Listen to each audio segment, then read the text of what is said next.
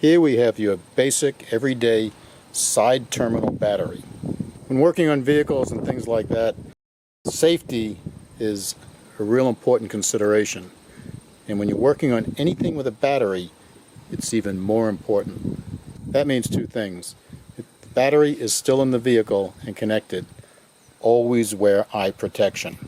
In addition, if the battery is connected, always disconnect the negative terminal first to avoid any unnecessary arcing or sparking.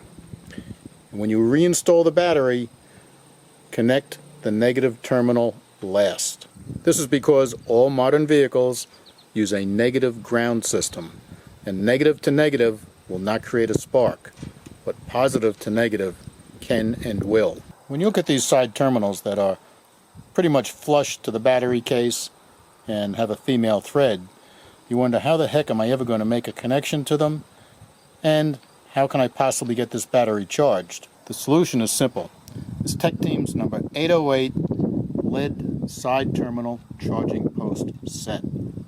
The set consists of two positive, those are the ones on the left, and two negative screw-in solid lead charging posts. Naturally, you're going to ask, what's the difference between the negative and the positive post? Well, first of all, the positive post is marked with a plus sign for positive. But more important, when you measure it, you will see that it's roughly 18.6 to 19 millimeter diameter at the base. Your negative charging post, oddly enough, is marked with a slash or negative mark, and that is roughly 17 millimeters diameter at the base.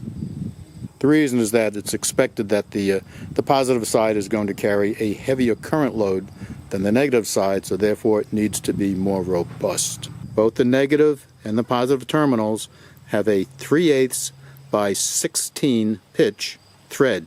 You can see a little thread gauge here. We just screw that guy right in because it's a perfect matchup. And the female fittings on the battery case have exactly the same 3/8 by 16 but female thread. For our demo, we're going to use our positive terminal, and we're going to put up the positive terminal of the battery. Just get it started and thread it till it's snug. You can use a 7/8 inch wrench on both the negative and the positive terminal. Here's a typical power cord with a compression type connection on the end of it, and you can see it's about 18.2 millimeters inside diameter at the throat, but it narrows down at the other end. And this will fit rather easily right over our positive terminal. In order to get a good flush fit, we may want to expand this a little bit with an expansion tool. We do not want to beat on the battery. Using impact pressure on the connection here can only cause problems because it can damage the battery internally and it can break the casing. Okay, now we've got our battery set up with our positive and negative charging posts on it.